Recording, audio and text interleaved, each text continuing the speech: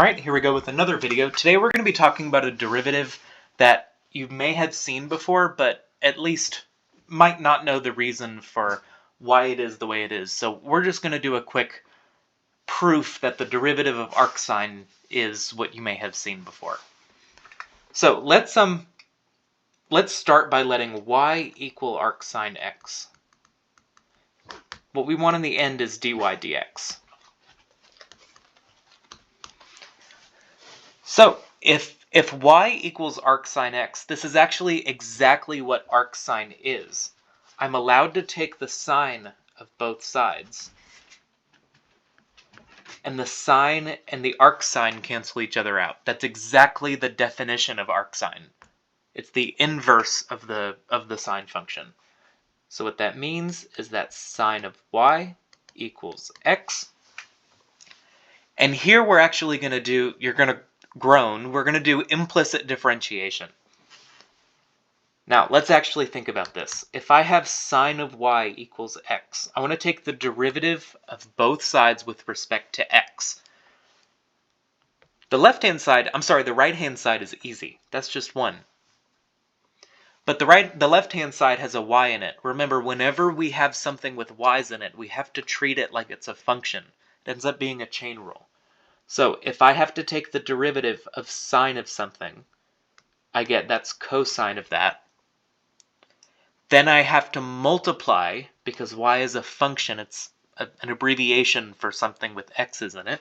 I have to multiply by y prime. If that step didn't make sense to you, please rewind and go back. And this is exactly what I want. This is what I want. It's dy dx. So, in other words, dy dx, I should have written that instead of y prime in the first place. But I'm just going to divide by cosine of y. That's 1 over cosine y. I just rewrote y prime into dy dx. It's the same thing. And now, what's cosine y? Well, I've written this trig identity here. Just as a reminder, it's because it's something that we'll need.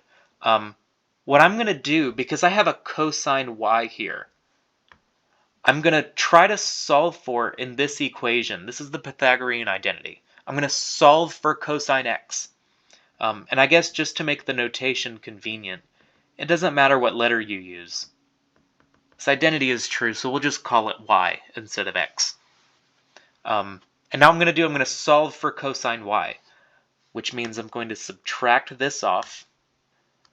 So cosine squared y equals 1 minus sine squared y. And so cosine squared, I want to solve for cosine of y, so I'm going to square root both sides. So those cancel. I get cosine of y is the square root of 1 minus sine squared y. And you're going to see in a second why this is helpful. I'm going to replace this in for my answer. Because I'm after the derivative of arcsin x. I don't want my answer to have y's in it. So I'm trying to get that y away. So you'll see why this is okay in a second, why this is a good thing to do. I'm going to replace cosine y with the square root of 1 minus sine squared y. Now, check this out. Here's sine y, but don't I also know from this line up here that sine of y is just x? So what does that mean? That means that the derivative is just 1 over square root 1 minus x squared, because x is just sine of y. Just replaced it. And we're actually done. That's it. Dy dx is 1 over the square root of 1 minus x squared. And that's it. That's just one of the derivatives you got to know. It's going to come up in the next few sections, and we'll see you in those.